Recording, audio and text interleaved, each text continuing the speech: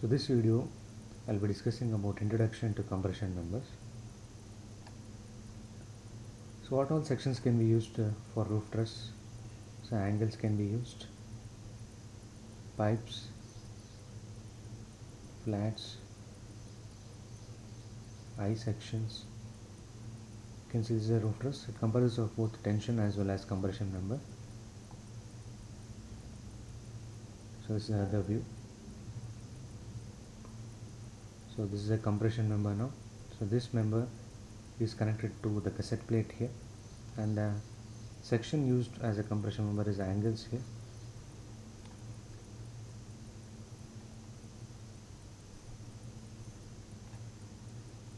So this is an example of compression member here. So this is a roof truss. So in this roof truss, these are the tension members, and these are the compression members now: AB, BC, CD, DE,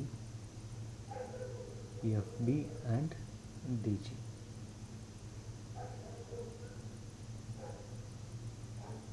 So this will be the brief procedure for determining the compressive strength.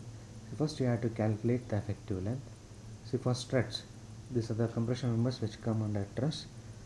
So effective length will be equal to the length of the member itself if only one bolt is used. And if more than one bolt is used, effective length is nothing but 0.85 times of L. So for columns, in order to get the effective length, you have to refer table 11 of IS 800. So next we will be calculating slenderness ratio.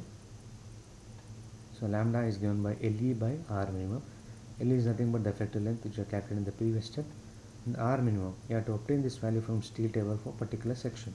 So for each section, you will be having certain set of radius of gyration values, and the least values you have to substitute here. So next we will be calculating design compressive strength, and the formula for that is PD E into FCD. So A is nothing but the area of the section which you are choosing, or the area of the section which is used as a compression member, and this FCD you have to get from table 9, and using this lambda value, that is slenderness ratio, you will be getting this value of FCD.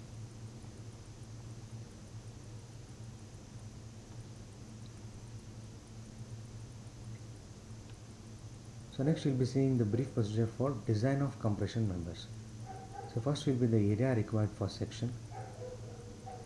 So you will be getting that using this general formula for stress, that is stress is equals to load by area. So area will be equal to load by stress now.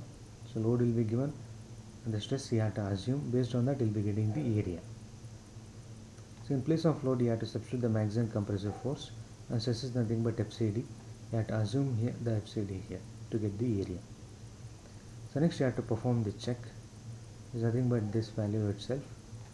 So design compressive strength should be more than the load acting on the given member.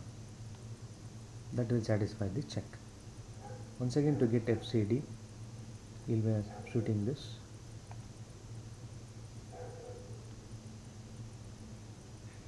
Once again, to get FCD, you will be calculating lambda, and then you will be getting the value from table 9C. So once again, effective length will be 0.85 times of L, as we will be using obviously more than one bolt. And in order to satisfy this check, this should be the criteria. The design compressive strength which you get from this should be greater than the load acting. So last step will be the connection, shear capacity, bearing capacity, and we will be calculating the bolt value. On based on the bolt value and the load acting, we will be getting the number of bolts.